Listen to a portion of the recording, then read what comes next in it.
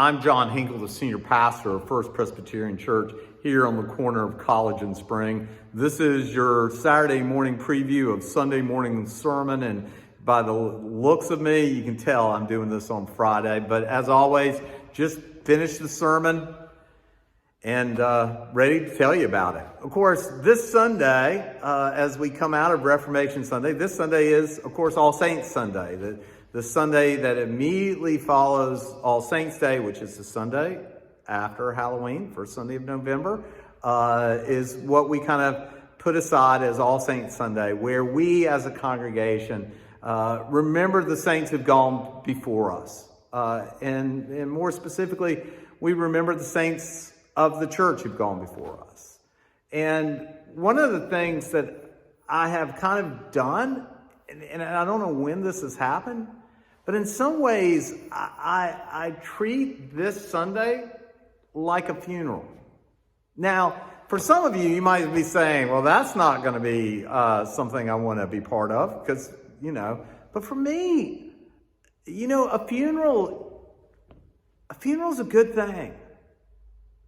It's a hard thing, letting go of someone, but it's a good thing because in the moment of death and dying and in the process of mourning, a funeral reminds us that our faith is in a God who loves us. A God who loves us so much that Jesus said, not a hair can fall from our head without God knowing. A God who loves us that we witness in John 3:16, that when we breathe our last breath, that's not the end of our story. That's just the beginning of our story.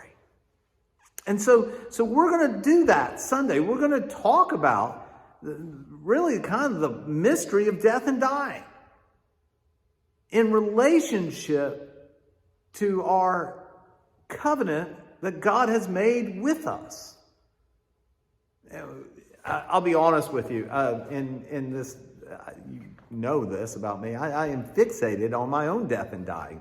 Didn't used to be that way. In my youth, death and dying wasn't really part of my life. When I got married, I had all four grandparents still alive, still with me, still living. But slowly over time, that changes, right? It certainly changed when I became a minister and had to be in that function of proclaiming the good news even in a time of loss. So being a minister, I'm around death and dying all the time. And then slowly over time, I recognize that I'm not as young as I used to be. And before I knew it, I was in my 50s. And I've just kind of figured out that I'm on the back end of my life, not the front end. Again, for some of you, that may sound depressing, but to me, it's not. It's just the reality of the world I'm in. So I think about my death and dying a lot. If you ask me how I want to go in my sleep. Who doesn't? But if we allow our lives to play out, we really don't have a choice, right?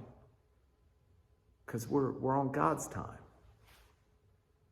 So the question is, in relationship with God, how does my death and dying fit into God's greater story? And that's what we're going to explore this Sunday.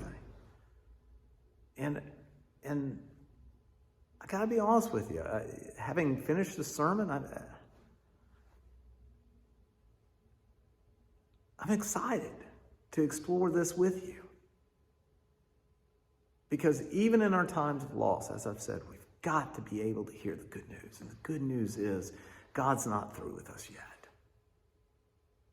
God's not. And God's got something big in store. And we play a part of that. And I don't know about you, but that's pretty cool. So that's it. That's what I'm going to be preaching about. I've got to figure out there we go. I look forward to seeing you and look forward to being with you as we celebrate this All Saints Sunday.